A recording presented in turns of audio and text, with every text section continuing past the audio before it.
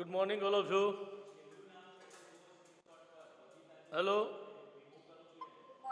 હા, ઓકે. ધોરણ 10માં આજે આપણે અર્થ વિસ્તાર અને વિચાર વિસ્તાર વિશે ભણી રહ્યા છે.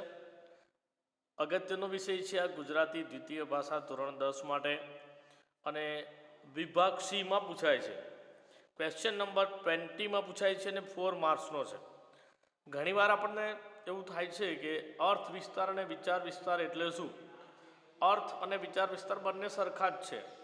આપણને કોઈ કાવ્યની પંક્તિ આપી હોય અથવા તો કાવ્યની પંક્તિને બદલે કદાચ કોઈ મુખ્ય વિચાર રજૂ કરતું કોઈ સુભાષિત આપ્યું હોય અથવા તો પાઠની કોઈ પંક્તિ આપી હોય. ફોર એક્ઝામ્પલ, વિદ્યા વિનયથી શોભે છે તો એ પાઠની પંક્તિ છે, બરાબર છે. આચાર્ય પ્રચારનું શ્રેષ્ઠ સાધન છે તો એ ગદ્યની પંક્તિ છે. પણ કદમ હો અસ્થિર તેને રસ્તો જડતો નથી, અડગ મનના માનવીને હિમાલય પણ નડતો નથી, તો આ પંક્તિ એ કાવ્યની પંક્તિ છે. તો આપણે વિચાર વિસ્તાર અથવા તો અર્થ વિસ્તાર કરતી વખતે ધ્યાનમાં રાખવાનું છે. અર્થ વિસ્તાર, વિચાર વિસ્તાર. પહેલાં આ વિષય વિસ્તૃતિકરણ તરીકે પૂછાતો, એમાં એક પેરેગ્રાફ આવતો અને એમાંથી you have to expand the ideas. તો એ બાબતો ધ્યાનમાં રાખવાની છે. તો અહીંયા આપણે જોઈ લઈએ કે કઈ કઈ બાબતો આપણે ધ્યાનમાં રાખવાની છે અને એ બાબતો તમને ચોક્કસ ખ્યાલ આવશે કે આપણે કઈ બાબતો ધ્યાનમાં રાખવાની છે. એટલે મુખ્ય બાબતો આપણે જોઈએ તો મુખ્ય બાબતોમાં સામાન્ય રીતે આપણે જોઈએ તો એ ખ્યાલ આવે કે વિચાર વિસ્તાર અથવા અર્થ વિસ્તાર કરતી વખતે કઈ બાબતો ધ્યાનમાં રાખવાની છે. તો સામાન્ય રીતે આપણને ખ્યાલ આવે કે આવેલ પંક્તિ કે કંડિકામાં, કંડિકા એટલે બે પંક્તિ આપેલી છે, તેમાં એકાદ વિચાર હોય અથવા તો એકાદ અર્થ હોય છે. એકાદ વિચાર હોય અથવા તો અર્થ હોય અને મોટે ભાગે મહદ અંશે તે પદ્યમાં હોવા સંભવ છે. પદ્યમાં એટલે દોસ્તો કવિતામાં. અને ગદ્યની કંડિકા સિવાય પદ્ય હોય તો એનું ગધાન્વય કરી લેવું અથવા તો એમાં કોઈ સીધી રીતે પાઠની કોઈ પંક્તિ હોય આમાં આપણે ન જોયેલી, ન જાણેલી, ન સાંભળેલી હોય, કદાચ એવું બને, તો એનો ગદ્યાન્વય કરી લેવો. ગદ્યાન્વય કરી લેવો કહેવાનો મતલબ એને કાવ્યની પંક્તિને આપણે સાદી ભાષામાં, સરળ ભાષામાં એનો અર્થ લખી લેવો. ગદ્યાન્વય શબ્દ તમે અહીંયા આપેલું છે, એક્ઝામ્પલ તમે જોઈ લો. ઘણીવાર એવા એક્ઝામ્પલ આપે ત્યારે આપણને ખબર ન પડે કે એનો અર્થ શું છે, પણ જો આપણે એકવાર વાંચ્યું હોય, સાંભળ્યું હોય, સમજ્યા હોય અને જો વ્યવસ્થિત પુનરાવર્તન કર્યું હોય તો આપણા માટે ખૂબ ઉપયોગી છે અને ખૂબ સરસ છે, આપણને યાદ રહેવું છે. તો પહેલી પંક્તિ છે દાખલા તરીકે, દાત એટલે દાખલા તરીકે, ફોર એક્ઝામ્પલ અથવા તો ઉદાહરણ. તમે જો પહેલી પંક્તિમાં જ આપણને અમુક વાર આવી પંક્તિ પૂછાઈ જાય તો આપણે થોડાક વિચારીએ કે આમાં શું લખ્યું છે. ઘણીવાર ઘણા શબ્દોના અર્થ આપણને ખબર નથી પડતી, એટલા માટે એના અર્થ સમજવા માટે જરૂરી છે. પહેલી પંક્તિ છે કે પંખથી પામરે પદ્મોને પહાણાઓ પ્રભુ થતા. પંખથી પાંગરે પદ્મોને પહાણાઓ પ્રભુ થતા. આ છંદની વાત છે. પંક્તિ છંદમાં લખાયેલી, આપણે છંદ વિશે સમજ્યા. છંદ એટલું ઉપયોગી ન હતું છતાં આપણે સમજ્યા છીએ. તો છંદમાં લખાયેલી છે, કાવ્યમાં લખાયેલી છે, તો આપણે એનો સાદો અર્થ ગદ્યાન્વય. તમને થયા ગદ્યાન્વય શું છે? ગદ્યાન્વય, ગદ્ય પ્લસ અન્વય, બરાબર. આ આપણી સંધિ છે.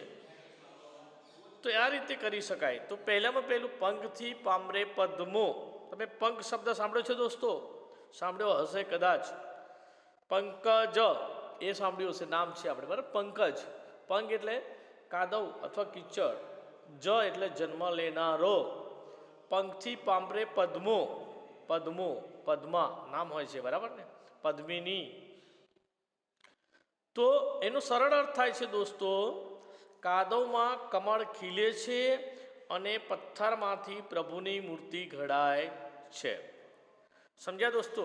કાદવમાંથી કમળ ખીલે છે અને પથ્થરમાંથી પ્રભુની મૂર્તિ ઘડાય છે. સૌથી પહેલાં આપણે અર્થ વિસ્તાર તો વિચાર વિસ્તાર લખતી વખતે કાવ્યની પંક્તિ છે એનો એક સાદો અર્થ, સરળ અર્થ આપણી ભાષામાં આપણે લખવાનો છે. પછી બીજા મુદ્દા પર આપણે આગળ વધીએ તો વિચાર વિસ્તારના 3 ભાગ પાડી શકાય છે. જે કંડિકા, તમને આ થાય કંડિકા શું છે એટલે કે કાવ્ય પંક્તિઓ બરાબર વાંચી લેવી, પછી એના ભાવ કે અર્થને ગદ્યને સરળ ભાષામાં લખવા, પહેલાં વાંચી લેવું પછી સાદી ભાષામાં લખવું, પછી એમાં રહેલા લાક્ષણિક અર્થ, લાક્ષણિક એટલે મૂળ અર્થ હોય એના કરતાં બીજો અર્થ હોય, લાક્ષણિક અર્થ એ છે બરાબર ને કે મૂળ અર્થ છે એના કરતાં બીજો અર્થ, સીધો દેખાતો અર્થ નહીં પણ એના લક્ષણ દર્શાવતો. ભાષાની 3 શબ્દ શક્તિ છે દોસ્તો. એક છે અભિધા, બીજી છે લક્ષણા અને ત્રીજી છે વ્યંજના. 3 પ્રકારની શબ્દ શક્તિ. એક જ શબ્દ બોલાય, એક જ વાક્ય બોલાય તો 3 રીતે એનું અર્થઘટન થતું હોય છે. તો સૌથી પહેલાં આપણે અહીંયા કાવ્ય પંક્તિને સરળ ભાષામાં લખવાની છે. પછી તમે જુઓ કે તમે જોશો એમાં ખ્યાલ આવશે કે એમાં રહેલા લાક્ષણિક અર્થ, રહસ્ય, મર્મ કે ધ્વનિને એકાદ પરિચ્છેદમાં સ્પષ્ટ કરવા. એમાં જે લક્ષણનો અર્થ આપેલો છે લાક્ષણિક અર્થ, એમાં જે રહસ્ય છે શબ્દનું રહસ્ય હોય, તમે બોલો શબ્દ તો સામેવાળાને ખબર પડે કે શું કહેવા માગે છે બરાબર. અને કેટલાકને ખબર ન પણ પડે, જે શબ્દનો મર્મી હોય, રહસ્ય જાણનાર હોય, તમારા શબ્દના અર્થ પરથી ખબર પડી જાય કે શું કહેવા માંગે છે, બીજાને ખબર ન પણ પડે એટલે શબ્દનો મર્મ કહેવાય. એનો જે ધ્વનિ છે, જેનો અવાજ છે એ પરિચ્છેદમાં આપણે સ્પષ્ટ કરવા પડે. અહીંયા એક્ઝામ્પલ આપ્યું છે, જુઓ. ઘેરી લીએ કંટક છો ગુલાબને, ન આંચ આવે કસીએ સુવાસ નહીં. સીધી વસ્તુ છે કે ઘેરી લીએ, ગુલાબનું ફૂલ દોસ્તો તમે જોયું હશે, ગુલાબના ફૂલ અથવા તો ગુલાબના છોડને તમે જુઓ તો એ છોડની ચારે બાજુ કાંટા હોય છે, કાંટાની સેજ ઉપર ગુલાબ ખીલે છે. આ સાદું વાક્ય થયું, આપને સમજાયું. તો એનો મતલબ શું થાય કે કાંટા એટલે કંટકની સેજ ઉપર ગુલાબ ખીલે છે, છતાં ગુલાબ સરસ મજાની સુવાસ આપે છે, ખુશ્બુ આપે છે, સુગંધ આપે છે, સૌરભ આપે છે. તો ગુલાબને કાંટો ઘેરી વળે છતાં સુવાસને કદી આંચ આવતી નથી. સાદો અર્થ છે. એનો શબ્દાર્થ અથવા વાચ્યાર્થ એ થાય, સીધો અર્થ કે ગુલાબને કાંટા ઘેરી વળે તો પણ એની સુવાસને કંઈ પણ આંચ આવતી નથી. સાદો અર્થ. પણ એનો મૂળ અર્થ, લક્ષ્યાર્થ, એમણે કહ્યું ને કે ભાષાની 3 શબ્દ શક્તિ છે, અભિધા, લક્ષણા અને વ્યંજના. તો લક્ષણા શબ્દ શક્તિ આપણે જોઈએ કે મૂળ છે એના કરતાં બીજો અર્થ શું છે, તો તમને એ ખ્યાલ આવે કે ગુલાબ અને કાંટા દ્વારા કવિ કોઈક મર્મ પ્રગટ કરવા માંગે છે. ગુલાબ અને કાંટા દ્વારા કવિ કોઈ મર્મ પ્રગટ કરવા માંગે છે. સમજાય છે ને? મર્મ, કોઈ અર્થ કહેવા માંગે છે. માણસના જે સદગુણો છે ને એની સુવાસની વાત કરવામાં આવે છે. સદગુણોને સુવાસ સાથે સરખાવ્યા છે અને સંકટ અને મુસીબતોને કાંટા સાથે સરખાવવામાં આવ્યા છે. બરાબર ને? એક વાતને બીજી રીતે લક્ષણામાં રજૂ કરાય છે. ફોર એક્ઝામ્પલ, હું એક વાક્ય બોલું, મારા જીવન સાગરમાં તો આંધી અને તુફાન છે. મારા જીવન સાગરમાં આંધી અને તુફાન છે. તો મારું જીવન છે એના સાગરની અંદર ઘણી મુસીબતો છે, તકલીફો છે, ઘણા પ્રશ્નો છે, ઘણી સમસ્યાઓ છે. સમજાય? મૂળ અર્થ, બીજો અર્થ. ગુલાબ અને કાંટા, ગુલાબ દ્વારા ખુશ્બુ, સુવાસ, સદગુણોની સુવાસ. માણસ ગુલાબ જેવો હોવો જોઈએ, બહારથી મુલાયમ, કોમળ, રુજુ, અને મુસીબતો, કાંટારૂપી મુસીબતો એને ઘેરી વળે તો પણ હિંમત હારે નહીં એવો હોવો જોઈએ. એટલે મૂળ અર્થ, ઘેરી લીએ કંટક છોને ગુલાબને, ન આંચ આવે કસીએ સુવાસ નહીં. આપણે એટલો ખ્યાલ આવી ગયો કે આ રીતે રજૂ થયું છે. આગળ કમાં જોઈશું આપણે કે ત્રીજામાં શક્ય હોય તો કાવ્યપંક્તિના વિચાર વિસ્તારના સમર્થનમાં એકાદ ઉદાહરણ ટૂંકમાં આપવું. આપણે જે કાવ્યપંક્તિ લખીએ છીએ તો શક્ય હોય તો આપણે એના માટે એક ઉદાહરણ આપણે લખી શકીએ કે દુનિયામાં જે મહાન માણસો છે, બરાબર ને, સરદાર વલ્લભભાઈ પટેલથી લઈને તમે જેને પણ મહાન માનો છો એવા મહાન માણસો, those who are role model of your life, you can write one or two sentence about him or her. તમે એના વિશે લખી શકો. કોઈ કોટેશન તમે જાણો છો કે આ વ્યક્તિ મહાન છે તો એમના વિશે તમે લખી શકો. કારણ કે જ્યારે તમે લખો છો ત્યારે દોસ્તો તમારી સર્જનાત્મકતા, તમારી મૌલિકતા, તમારા વિચાર, યોર ઇનોવેટિવ આઈડિયાઝ આ અગત્યના છે. એટલા માટે એના સમર્થનમાં કોઈ ઉદાહરણ આપવું જોઈએ, કોઈ ઉદાહરણ આપવું જોઈએ. બરાબર. મહાત્મા ગાંધીજી વિશે તમે લખતા હો તો સત્ય અને અહિંસાની વાત તમે લખી શકો, એમના ઉચ્ચ ગુણો વિશે લખી શકો, એમની હિંમત વિશે લખી શકો.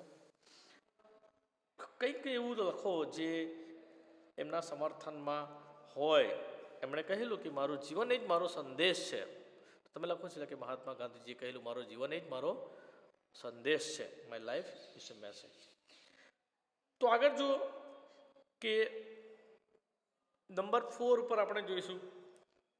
નંબર 3 પર વિચાર વિસ્તાર આપણે જે કરીએ ને એ સ્પષ્ટ હોવો જોઈએ. આપણા વિચારો સ્પષ્ટ હોવો જોઈએ. દુનિયામાં જે લોકો સ્પષ્ટ નથી ને નિર્ણયમાં કે વિચારોમાં, લોકો એના પર વિશ્વાસ નથી કરતા. આપણે લખતા હોય તો આપણે જે કહેવા માંગીએ છીએ સચોટ હોવું જોઈએ. જે મુદ્દા છે એને વળગીને જ વિચાર વિસ્તાર કરેલો હોવો જોઈએ. બરાબર. ફોર એક્ઝામ્પલ, સત્યનો વિજય થાય છે, આનો વિચાર વિસ્તાર કરો, આ વાક્યનો વિચાર વિસ્તાર કરો. હવે બની શકે એવું દોસ્તો કે તમે સાચું બોલ્યા હોય ને તમને ઘણી બધી તકલીફ પડી હોય, મુસીબત પડી હોય ને તમારે ઘણું સહન કરવાનું આવ્યું હોય. બરાબર. અનુભવો છે આપણા કે આપણે જ્યારે કડવું સત્ય બોલીએ ત્યારે આપણે ઘણું સહન કરવું પડે છે. તો એનો મતલબ એવો નથી કે તમારે તકલીફ પડી, સહન કર્યું. ગાંધીજી અહિંસાની વાત કરતા હોય, બરાબર, સત્ય અને અહિંસા પરમ ઘરેણું છે, તો તમે અહિંસાની વાત કરે કે ભાઈ તમારા ગાલ ઉપર કોઈ એક થપ્પડ મારે તો તમારે બીજો ગાલ ધરવો, તો તમે આ સત્ય અને અહિંસાના વિચારોની વિરુદ્ધમાં ન લખી શકો. જે તમને આપ્યું છે ને દોસ્તો, શક્ય છે કે તમે એની સાથે સંમત હો પણ અને ન પણ હો, પણ તમારે એ વિચારો સાથે હકારાત્મક રીતે વિચારોને સમર્થન કરવાનું છે. કારણ કે આપણો સ્વાર્થ છે આપણે સારા માર્ક્સ મેળવવા છે. આપણે મનમાં આવે એ વિચારો લખી શકો તો એ અતાર્કિક થઈ જશે, લોજિક નહીં હોય એમાં. આપણે ભલે સાચા હોય પણ મુસીબત ત્યાં વધે છે. એટલે મૂળ વિચારના સમર્થનમાં આપણે દ્રષ્ટાંતો આપવા પડે, એક્ઝામ્પલ આપવા પડે, અને અતાર્કિક લોજિકલી ના હોય એવા કે જેની સાથે રેફરન્સ ટુ કોન્ટેક્સ ન હોય એવા એક્ઝામ્પલ રજૂ કરવા જોઈએ નહીં. અને અન્ય ભાષાના પણ આપણે અવતરણો ટાંકી શકીએ. ગુજરાતી સિવાયની બીજી ભાષાના અવતરણો એટલે કે તમે જે કોટેશન રજૂ કરો છો એ તમે લખી શકો. ફોર એક્ઝામ્પલ, કેટલા એવા આપણી પાસે ઉદાહરણો હોય છે કે જેની અંદર આપણે ઘણા બધા કોટેશન લખી શકીએ છીએ. ફોર એક્ઝામ્પલ, આપણે કોઈ સ્ત્રી વિશે આપણને પૂછાયું કે જે કર ઝુલાવે પારણું તે જગત પર શાસન કરે. વુમન એમ્પાવરમેન્ટ વિશે આવો વિષય પૂછાયો આપણને વિચાર વિસ્તાર કરવા માટે. તો આપણે અંગ્રેજીમાં કોટેશન લખી શકીએ કે one who rocks the cradle rules the world. One who rocks the cradle rules the world. Cradle એટલે કે પારણો, ઘોડિયું. રૂલ્સ ધી વર્લ્ડ, જે માતા પારણું ઝુલાવે છે, જગત પર શાસન કરે છે. નેતાઓ, મહાત્માઓ આ બધું કહી ગયા છે. ફોર એક્ઝામ્પલ, બીજી એક વિચાર વિસ્તાર તમને બોલું કે હસો, ખૂબ હસો, હજી સમય છે જરા લ્યો હજી હસી, પરંતુ હસવા સમ નવ બનાવશો જિંદગી કદી.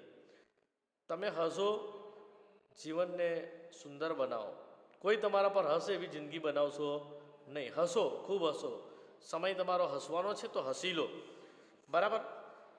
એટલે ઘણીવાર આપણે એમાં લખી શકીએ કે life is short, enjoy it. સાદું લખ્યું, બરાબર, સાદું વાક્ય લખી શકીએ ભાઈ જીવન ટૂંકું છે, લાઈફ ઇઝ એના ice cream, enjoy it before melting. આપણે જાણીએ છીએ. તો આ બધી વાતો આપણે લખી શકીએ. આપણને જે લાગે કે આ યોગ્ય છે તો એને લખી શકાય. હિન્દીમાં કોઈ કોટેશન આવે, સંસ્કૃતમાં આવે, બરાબર. જન્મભૂમિ વિશે લખવું હોય તો સંસ્કૃતમાં આવે જનની જન્મભૂમિ સ્વર્ગાદપી ચ ગરીયસી, mother and mother land is a paradise. તો આવી રીતે અંગ્રેજી, હિન્દી, સંસ્કૃતના કોટેશન તમે લખી શકો. ચોથું આપણે જોઈએ કે વાક્યો તર્ક સંગત હોવા જોઈએ, વિચાર અને ભાવની દ્રષ્ટિએ પરસ્પર એકબીજા સાથે જોડાયેલા હોવા જોઈએ, એકની એક વાત ફેરવીને લખવી જોઈએ નહીં. ઘણા લોકો અમે જોયું નિબંધ લખતા હોય કે વિચાર વિસ્તાર લખતા હોય, એમ ગોળ ગોળ ફર્યા કરે, અહીંયાથી આમ થયું, આનું આમ થયું, આનું આમ થયું. ઘણી વાર તો હસવું આવે કે ભાઈ આ વાત આગળ વધતી નથી. શરૂઆત થઈ પણ આ વાત વધતી નથી, આગળ વધતો નથી મુદ્દો, કે આગળ વિચારો આગળ વધતા નથી, અને વિચારો અહીંયા જ અટકી ગયેલા છે. બરાબર, એકનું એક જ વાક્ય વારંવાર આવ્યા કરે, જે વાત આગળ વધવી જોઈએ એ વધે નહીં. એટલે વાક્ય વિચાર ભાવની દ્રષ્ટિએ પરસ્પર સંકળાયેલા હોવા જોઈએ. એકની એક વાત ફરી વારંવાર ફેરવીને લખવી જોઈએ નહીં. પિષ્ટ પેષણ કહેવાય, જેને કરવું જોઈએ નહીં. પછી પાંચમું છે ભાષા વ્યાકરણ શુદ્ધ હોવી જોઈએ. ભાષા વ્યાકરણ શુદ્ધ કરવા માટે દોસ્તો અલગ અલગ પ્રકારની જોડણી આપણે નિયમો શીખ્યા છે. તો જોડણીના નિયમો પ્રમાણે આપણે વધારે પ્રેક્ટિસ કરતા હોય તો વાંચીએ ત્યારે જે શબ્દ વાંચીએ એની જોડણી યાદ રાખીએ કે કયા પ્રકારની જોડણી છે, તો એ શુદ્ધ હોવી જોઈએ. વાક્યમાં જરૂર પડે તે રૂઢિપ્રયોગ અને કહેવતો અને ભાષા પ્રયોગોનો યથોચિત ઉપયોગ કરવો જોઈએ. જે ભાષા પ્રયોગો છે એનો યોગ્ય ઉપયોગ કરવો જોઈએ. આપણને લાગે આપણે જાણતા હોય નવા કોટેશનો, તો એ આપણે લખવા જોઈએ. ઘણીવાર કાવ્યની પંક્તિ તમને યાદ આવે, કોઈ સંસ્કૃતનું કોઈ સુભાષિત યાદ આવે, અથવા તો તમે કોઈ ફિલ્મનું ગીત આવે જે એને રિલેટેડ હોય. બરાબર, અહીંયા એક કાવ્ય પંક્તિ આવે આપણે, હણો ના પાપીને દ્વિગુણ બનશે પાપ, જગના લડો પાપો સામે અડગ દિલના ગુપ્ત બળથી. તો અહીં આગળ આવે કે માણસ ખરાબ હોતો નથી, માણસના વિચારો ખરાબ હોય છે. માણસને આપણે એને વૈચારિક રીતે બદલવાનો છે. તો આદમી બુરા નહીં મેં દિલ કા લખી શકો તમે. आदमी हूँ आदमी से प्यार करता हूँ, मैं आदमी बुरा नहीं दिल का. ઘણી વાર આવું બધું આપણે એડ કરી શકીએ, જે આપણે કરંટ આપણે જાણતા હોઈએ. અને છઠ્ઠું, વિચાર વિસ્તાર લખી રહ્યા પછી એકવાર એને વાંચી જવું. આપણે જે મુદ્દાઓ લખ્યા છે એને વાંચી જવા જોઈએ, એટલે આપણને ખ્યાલ આવે. દોસ્તો, આટલા મુદ્દાઓની આપણે ચર્ચા કરી. હવે હું માનું છું કે તમને આ મુદ્દાઓને આધારે આપણે વિચાર વિસ્તાર કેવી રીતે લખી શકાય, આપણે વિશેષ પ્રશ્નોત્તરમાં જોઈએ. પહેલી પંક્તિ જે આપણે સમજાવી છે એની જ વાત કરીશું. આપણે લગભગ 15 વાક્યોમાં અર્થ વિસ્તાર અથવા વિચાર વિસ્તાર કરવાનો હોય છે. તો પહેલું છે, પંક્તિ પામરે પદ્મોને પહાણાઓ પ્રભુ થતા, માટીના માનવીમાંથી તો હું કાં ન બનું મહા. આપણે હમણાં ચર્ચા કરી આ કાવ્યની પંક્તિની, બરાબર ને? આવી પંક્તિ પૂછાય આપણને તો આપણે આમ વિચારવું પડે કે આ શું લખ્યું છે, કેમનું આવશે અર્થ. તો કાદવ એટલે પંખ અને કમળ એટલે પદ્મો. પદ્મો ખીલે છે એટલે કે પાંગરે છે. અને પાણા એટલે પથરાઓ. પાણ શબ્દ સાંભળ્યો હશે, બરાબર ને? આપણે જે સફેદ સંગે મરમરનો પથ્થર આવે છે એને સંગે મરમર અથવા તો આરસ પહાણ કહેવામાં આવે છે. પહાણ અથવા પાષાણ એવું પણ કહેવામાં આવે છે. પાષાણ હૃદય. તો પથરાઓ પ્રભુ બને છે, પથ્થર પ્રભુ બને છે. અને એ જ માટીમાંથી બનેલો હું માનવી શા માટે અથવા તો કેમ હું મહાન ન બનું? કવિનો આ પ્રશ્ન જીવનને કેવી રીતે ચરિતાર્થ કરવું તે અંગેનો છે. શરૂઆત આ છે, કવિ ઈચ્છે છે કે આને કેવી રીતે મારે ચરિતાર્થ કરવું જોઈએ, અને જીવનની અંદર આપણે વિચારવું જોઈએ કે કેવી રીતે આ બને છે, અને આ જીવનને ચરિતાર્થ કરવા વિશેની વાત રજૂ કરેલી છે કે ભાઈ જીવનને કેવી રીતે આપણે મહાન બનાવો. આપણું જીવન છે દુનિયામાં. દોસ્તો, આપણે જોઈએ કે મહાન લોકો છે. તમારી દ્રષ્ટિમાં જે મહાન છે તે એ મહાન વ્યક્તિ અને તમારામાં શું ફરક છે? સામાન્ય રીતે વિચારો. કોઈ પણ એક નેતાનું નામ દે, મહાત્મા ગાંધીજી. તો તમે વિચારો, દુનિયાની કોઈ પણ મહાન સ્ત્રીને તમે યાદ કરો. Those who are your role model, you can think about him or her, and you think about that particular person, great person. What is different between you and that dignitary person. What is different? Whatever you decide, whatever you think, your main role model, he or she, you can think about. તો સામાન્ય રીતે તમે જેને મહાન માનો છો એ મહાન અને સામાન્ય બે માણસોની વચ્ચેનો બે મનુષ્યો વચ્ચેનો તફાવત જુઓ તમે. આમ જોવા જઈએ તો કાંઈ નથી કેવી રીતે? ફોર એક્ઝામ્પલ, મહાન વ્યક્તિ ગાંધીજીની વાત કરીએ તો એમને બે હાથ હતા, બે પગ હતા. ઓવરઓલ સાયન્ટિફિક રીતે આપણે વૈજ્ઞાનિક રીતે જોઈએ તો બાયોલોજીકલ જોઈએ તો એ આપણા જેવા જ હતા. એમને બે હાથ હતા, પગ હતા, બાયોલોજીકલ આપણું શરીર સરખું જ હતું. દુનિયાની કોઈ મહાન સ્ત્રીને તમે કરો, સ્ત્રીની કમ્પેર કરો તો એનું શરીર પણ સરખું. પુરુષ અને સ્ત્રી બંનેના શરીર એ પ્રમાણે કુદરતે આપે છે, હાર્ટ આપ્યું છે, લંગ્સ આપ્યું છે. આ તમે ભણો છો, બરાબર ને? પણ ક્યાં ડિફરન્સ છે? ડિફરન્સ ત્યાં છે કે એ મહાન છે. તો મહાન કેમ બને છે? તો મહાન ક્યારે બને છે? કારણ કે એ લોકો કેટલાક સારા નિર્ણયો લે છે, પોતાના નિર્ણય પર અફર રહે છે, તકલીફોમાં, મુસીબતોમાં હિંમત હારતા નથી અને લોકોને માટે રોલ મોડેલ ત્યારે બન્યા છે. સમજ પડે છે ને? તો તમે લખી શકો કવિનો પ્રશ્ન, જીવનને ચરિતાર્થ કેવી રીતે કરો? આપણું જીવન તો આપ્યું, ભગવાને આપણને જીવન આપ્યું, પણ જીવનને કેવી રીતે જીવવું આપણા હાથની વાત છે દોસ્તો. અને જન્મ લેવો આપણા હાથની વાત નથી. કાદવની અંદર કમળ ખીલે છે અને એ કમળ ભગવાનના શિર પર ચડે છે. જન્મ લેવો આપણા હાથની વાત નથી, પણ સારું જીવન લેવું. કોઈ જાતિ, કોઈ ધર્મ, કોઈ ગામ, કોઈ શહેર, ત્યાં તમારો જન્મ થઈ ગયો. કુદરતે નક્કી કર્યું હતું કે આ માતા પિતાને ત્યાં આ જાતિમાં, આ ધર્મમાં આ તમારો જન્મ થઈ ગયો. પણ જન્મ એ તમારા હાથની વાત નથી, પણ તમારા સત્કર્મ એ તમારા હાથની વાત છે. તમે સારા કર્મો કરીને મહાન થઈ શકો. દુનિયામાં ઘણા એવા લોકો છે જે જાતિથી મહાન નથી પણ એના કર્મથી મહાન છે. તો કાદવમાં જન્મ લેનાર કમળ જે રીતે ભગવાનના શિરે ચડે છે એની કવિ વાત કરે છે કે હું પણ મહાન કેમ ના બની શકું. કાદવ જેવો કાદવ જેના તરફ લોકોને જોવાનું પણ ગમે નહીં, એમાં કમળ ખીલે છે ને તેને જોઈને આપણું હૃદય ધરાતું નથી. ને એ જ રીતે ખરબચડા પહાણામાંથી તમે જુઓ કે અનેક પથ્થરો હોય, અનેક પર્વતો હોય, અનેક ખરબચડા અનિયમિત આકારના પથ્થરો હોય, પણ એ પથ્થરને જો શિલ્પી સુંદર રીતે પોતાની મનની કલ્પના અનુસાર કંડારે અને એ ટાંકણા મારે, હથોડા ખાય પથ્થરને પછી આપણે મૂર્તિ બને ને આપણે પ્રાણ પ્રતિષ્ઠા કરીએ અને હજારો લોકો, કરોડો લોકો નતમસ્તક થઈને એ ભગવાનને પૂજે. આમ તો રસ્તામાં હતો ત્યાં સુધી પથ્થર હતો, પથ્થરમાંથી એ પ્રભુ બની ગયો. બરાબર. શ્રદ્ધાનો વિષય છે તો પુરાવાની ક્યાં જરૂર છે દોસ્તો? ભગવદ્ ગીતામાં શ્રી કૃષ્ણ ભગવાનની ક્યાંય સહી નથી.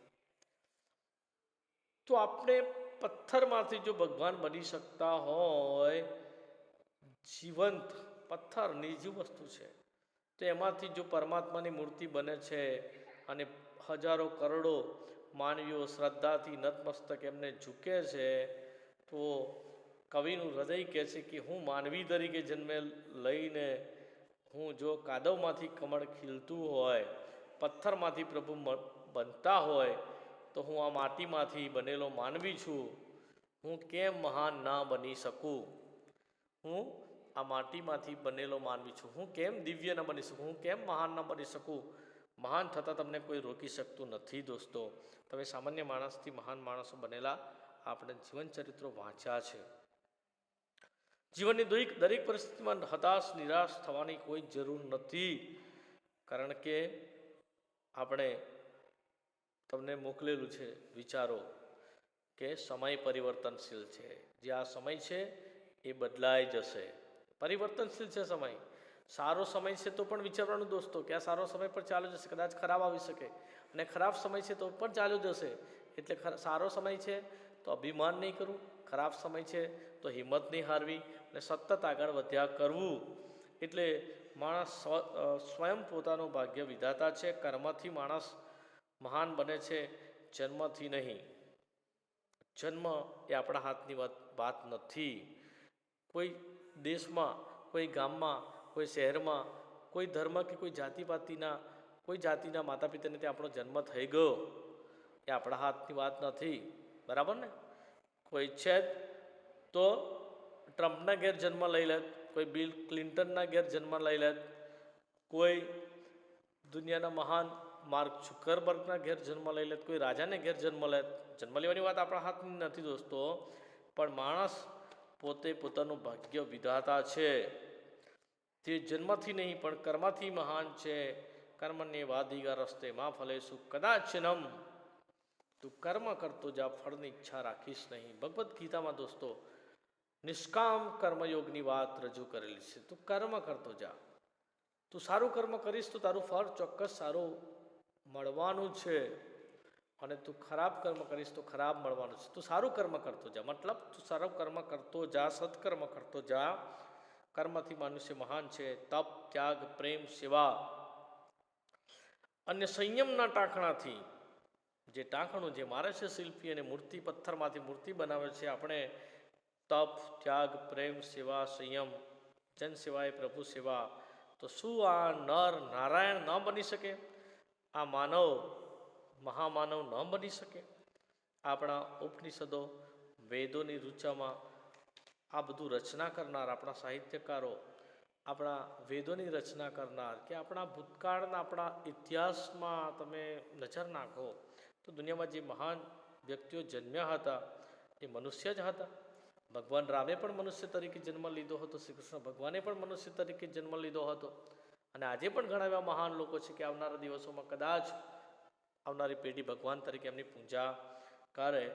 આમ ચૈતન્યશીલ માનવીને પંખ અને પહાણ દ્વારા પરમની ઉપાસના કરવાની પ્રેરણા બને છે કે હે માનવી, તું મહાન કેમ ન બની શકે? દોસ્તો બીજું છે ચહુ થાવા. હું એ મધુર ખીલતું પુષ્પ નવલું, પરંતુ ના ઈચ્છા જીવન જીવવા તાર તરોનું. અહીંયા પંક્તિમાં કવિ જણાવે છે કે ખાલી ખાલી ખોટી ખોટી મોટાઈ અને મોટપ દેખાડવા કરતાં નાની એવી કોઈની સેવા કરી શકીએ. જેવી રીતે ભગવાન રામ લંકા પર ચડાઈ કરવા જાય છે ત્યારે એક નાનકડી ખિસકોલી નાનો નાનો કણ લઈને પુલ બનાવવામાં મદદ કરે છે. એમ નાની ખિસકોલી જેવા, ફૂલ નહીં તો ફૂલની પાંખડી જેવી સેવા કરીને આપણે મહાન બની શકીએ છીએ. કે હું એક ફૂલ હોય થોડીક ક્ષણ માટે ખીલે પણ પોતાના સદ્ગુણોની સુવાસ બધાને આપી જાય, એમ જીવન કેવું જીવીએ છે એ મહત્ત્વનું છે, કેટલું જીવીએ છીએ એ મહત્ત્વનું હોતું નથી દોસ્તો. એટલે આ પંક્તિમાં ખોટી મોટપ દેખાડવાની વાતની ના કહી છે. હિન્દીમાં પણ આના જેવું જ છે સુભાષિત, તમે લખી શકો. બડા હુઆ તો ક્યા હુઆ જૈસે પેડ ખજૂર, पंथी को छाया नहीं फल लागे अति दूर. बड़ा हुआ तो क्या हुआ जैसे पेड़ खजूर, पंथी को छाया नहीं फल लागे अति दूर. તો આ પંક્તિમાં કવિ કહે છે કે તાળનું ઝાડ ખૂબ ઊંચું હોય છે, એ કોઈને છાંયડો આપી શકતું નથી અને બીજાની સેવા બજાવી શકતું નથી, તેથી તેનું જીવન નિરર્થક છે. તાળ જેવા વધારે લાંબા પણ નિરુપયોગી જીવનનું શું મહત્વ? જીવન ઘણું લાંબુ હોય, કેટલાક લોકો માત્ર થોડીક ઉંમર જીવે, ફૂલ જેવું સવારે ખીલે ને સાંજે કરમાઈ જાય. થોડુંક આયુષ્ય હોય, અલ્પાયુ હોય, પોતાના સદ્ગુણ અને સુવાસ આખા દેશ દુનિયા સમાજ માટે આપી જાય, લોકોને યાદ કરે, થોડુંક જ જીવન જીવે. એટલે જીવનનું મહત્વ છે અહીંયા એ બતાવ્યું છે કે તાળ એટલું મોટું છે છતાં કોઈને છાંયડો આપી શકતું નથી. એટલે ઉપયોગી કવિ કહે છે કે દુનિયામાં અહીંયા આગળ યોગી બનવા કરતાં ઉપયોગી બનો તો વધારે મહત્ત્વનું છે. યોગી બનવા કરતાં ઉપયોગી બનો તો ઘણું મહત્ત્વનું છે. હું એક નાનું ખીલતું પુષ્પ થાવ તો એ બસ છે. નાનું એવું પુષ્પ, નાનું એવું ફૂલ થોડોક સમય ખીલીને ખરી પડે છે અને પોતાના ટૂંકા જીવનમાં પોતાની આસપાસ કેવી સુગંધ ફેલાવી જાય છે.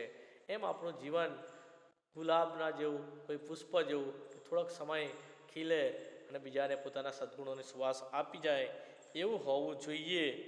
એટલે જિંદગી કેટલી જીવ્યા એ મહત્ત્વનું નથી, પણ જિંદગી કેવી જીવ્યા એ મહત્ત્વનું નથી. એક કવિએ કહેલું છે કે લાંબે ટૂંકે જિંદગી ન મપાય, લાંબે ટૂંકે જિંદગી ન મપાય. મનુષ્ય કેટલા વર્ષ જીવો એના કરતાં કેવી રીતે જીવો એ મહત્ત્વનું છે. માણસ યોગી બને એના કરતાં એ બીજાને ઉપયોગી બને એ ઘણું મહત્ત્વનું છે. ખરેખર લાંબા અને નિરુપયોગી જીવન કરતાં ટૂંકું અને ઉપયોગી જીવન ચડિયાતું છે. અને જીવનની મહત્તા વર્ષોમાં નહીં પણ સત્કાર્યમાં રહેલી છે. કાવ્યની પંક્તિ છે, હું નાનો તું મોટો એવો ખ્યાલ જગતનો ખોટો, તરસ્યાને તો દરિયાથી એ લોટો લાગે મોટો. હું નાનો તું મોટો એવો ખ્યાલ જગતનો ખોટો, તરસ્યાને તો દરિયાથી એ લોટો લાગે મોટો.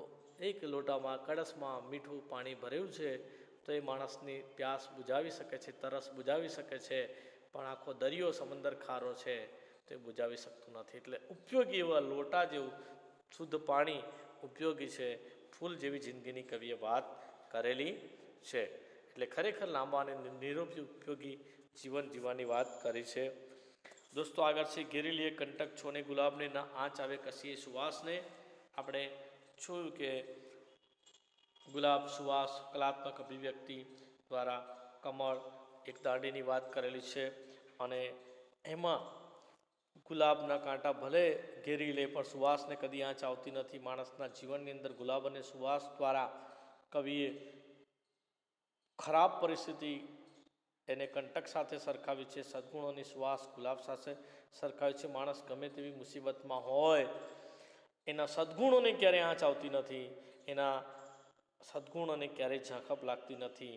જેમ કમળ જળદળમાં એક દળ સ્થિર થઈ જાય, પાણી વધે ઘટે પણ કમળ પર એની કશી અસર થતી નથી. જલ કમલવત્ત જેને કહેવાય છે. અનેક સંકોચોની વચ્ચે ઉતાર ચઢાવ આવે તો પણ મહાન પુરુષોની મહાનતાને કંઈ અસર થતી નથી. એમ ઝેરી સાપ હોય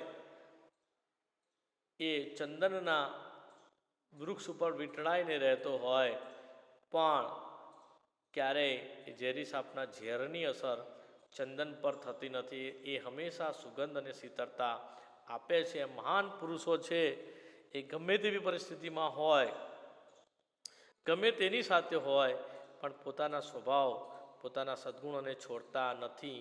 ચંદનના ઝાડ પીટળાઈને રહેનારો સાપ એ પોતાનું ઝેર છોડતો નથી પણ ક્યારેય ચંદન એનું ઝેર લેતો નથી, ચંદનનું વૃક્ષ એનું ઝેર લેતું નથી. મતલબ મહાપુરુષો સંત પુરુષો ઉચ્ચ આત્મા, ઉદાર, માનવતાવાદી, કોમળતાવાદી અને અનેક જીવનના ચડાવ ઉતાર વચ્ચે પણ પોતે સરસ રીતે જીવે છે, બીજાને સેવા સદ્ગુણોની આપે છે અને જીવન દરમિયાન અનેક કષ્ટો વચ્ચે પણ મહાન પુરુષોની મહાનતાને કશી અસર થતી નથી. જીવનના અનેક આવા ઉદાહરણો છે જેના કારણે આપણે સમજી શકીએ કે મહાન પુરુષ એ સંત હંમેશા વસંત જેવા હોય છે.